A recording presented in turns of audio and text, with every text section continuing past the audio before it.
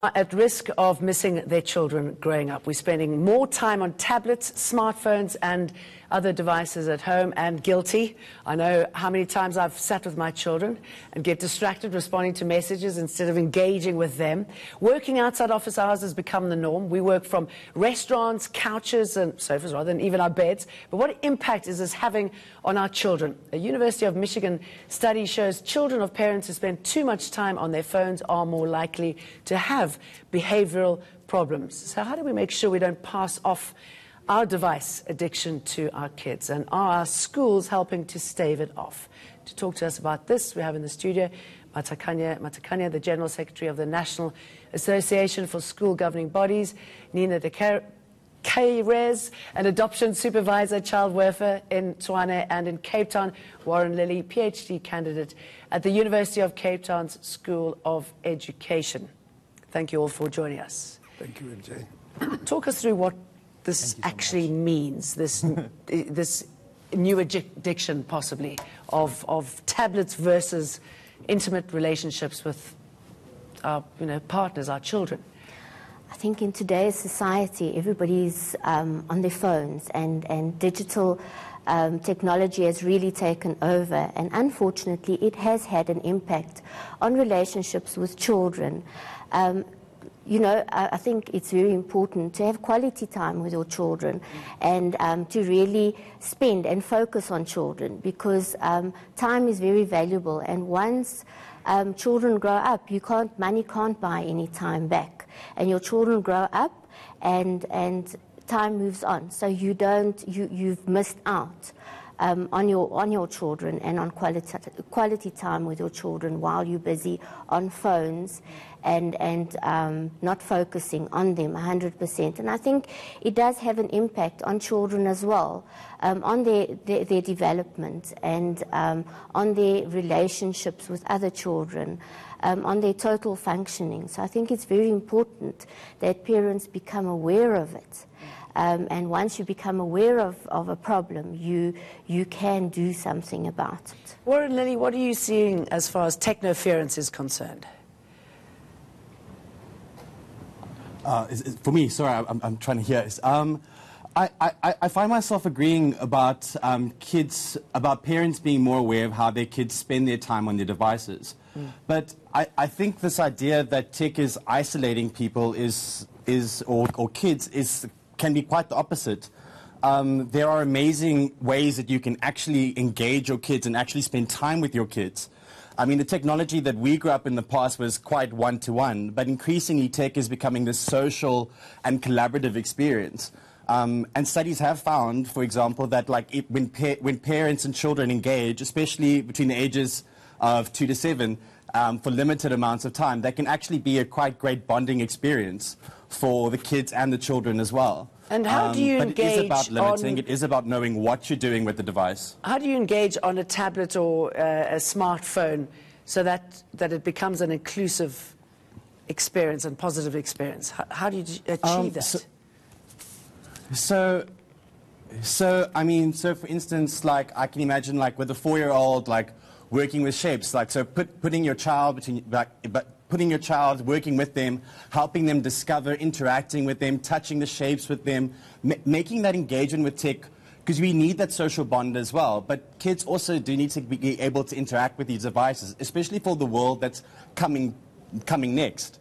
So it's about making those experiences with technology communal and interactive and human. You do need that human connection. Kids desperately need that as well. But engage with them, play with them, let them teach you. It's not. I think that's the balance that needs to be strived for here. We can't have technoference and just emphasize the fear. It's about finding balancing ways to have technology and that human relationship, especially in families today, especially with young kids. We need to have it both ways. It's a question of and, not or. Matakanye, what are you seeing in schools? Thank you, Jane, once again. I think we have been campaigning for quite a long time up to now that parents come on board, be involved in the education of our children, school governing bodies make policies that will control the usage of cell phones. In the sense that now we do not want these children to be distracted from what they're supposed to be doing in schools, because in schools they are there to learn, they are there to be taught.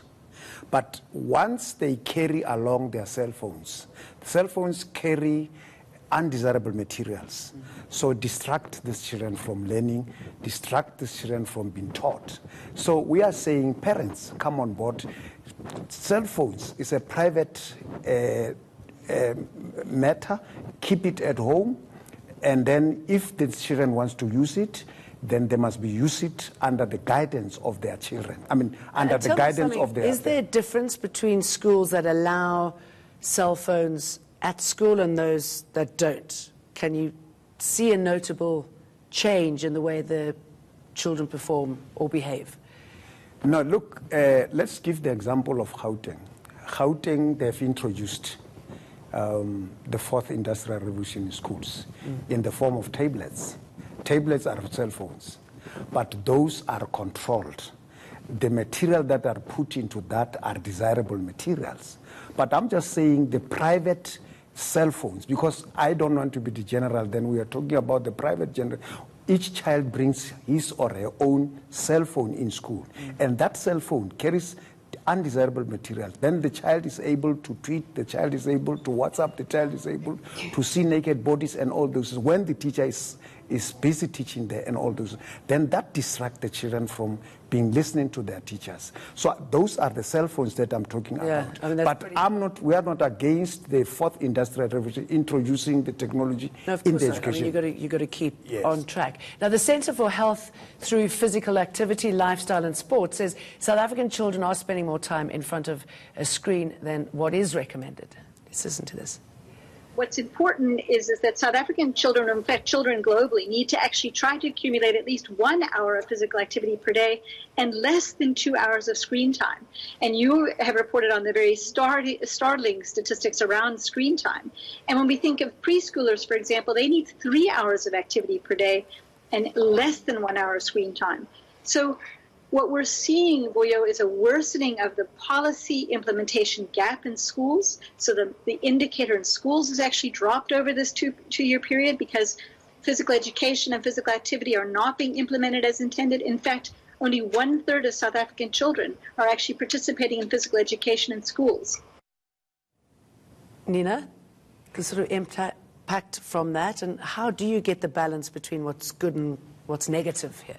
I think it's very important. You know, technology has moved on, and it's important to do things together and to spend time together. And I think if children feel that my parent is on the phone all the time and not spending time with me, they may feel rejected and they may feel that they're neglected. And if a child doesn't get the attention that they want from their parents, they might seek those attentions elsewhere, and it will come out in their behavior. So technology... Come out in their behavior?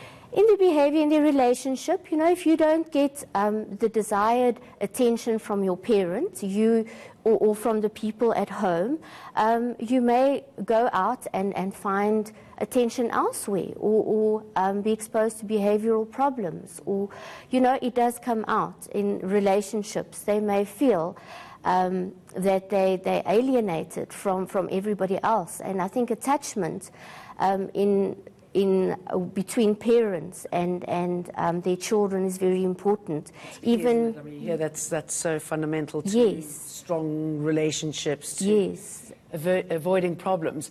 Warren, if you suspect there is an addiction, whether it's coming from the parent or the child, what should you do about it? How do you work through that? So in the case that you've got an addiction and you're sensing that you have it, I think one of the first things you have to do is normally internet addiction comes from, it's like any other behavioral addiction, and normally comes along with other signs like depression and anxiety. So I think part of that is having an honest look at yourself in the mirror and saying, how much time am I spending? There's a host of developers are also becoming aware of this as well. For instance, Apple's recent iOS 12 update has a screen time function that literally catalogs how many hours you're spending and where you're spending it.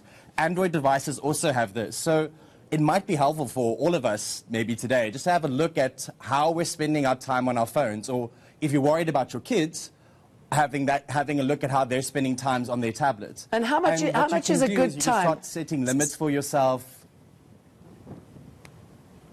Sorry? How much is a good time? And also, say you sit in front of a computer all day. Does that limit the time that you should be spending on your tablets when you get home? I think for children it's a bit easier for us to set guidelines, but for an adult working in today's society, different jobs come with different kinds of levels of technological use. Like if I'm a social media manager, being online is my life, and managing that kind of things. But if I'm like a mechanic and working on that, you might have a difference. But I think the problem is when a mechanic is spending his entire working day on his phone, then we've got internet addiction problems, you know. Okay, Warren, I'm going to jump in here because we're running out of time. Matakanye, do you think that schools are doing enough at the moment? Really, schools are not doing enough. We have been calling upon the school governing bodies to formulate policies that will control and that will redirect our children, as our teachers, our parents as well, how to use cell phones in school. But in real terms, we were saying formulate a policy that will have direct control on the phone, but we don't want cell phones in schools because they will delay our children, and they will even give teachers extra work because they have to administrate. Sometimes they are stolen, then teachers have to stop teaching, then they look for the cell phone of a particular person. So calling upon parents, school governing board, particularly in this case, says that formulate policies that will ensure that now these children do not bring cell phones to school. And also, these cell phones, when they are used at home, they must be used under the guidance of their parents. Okay. So that now we must not lose that relationship between us as parents with their children. I think that's key, isn't it? We've got to look at our children growing up. Thank you, all three of you, for talking to us. And that's our show for tonight. News is next.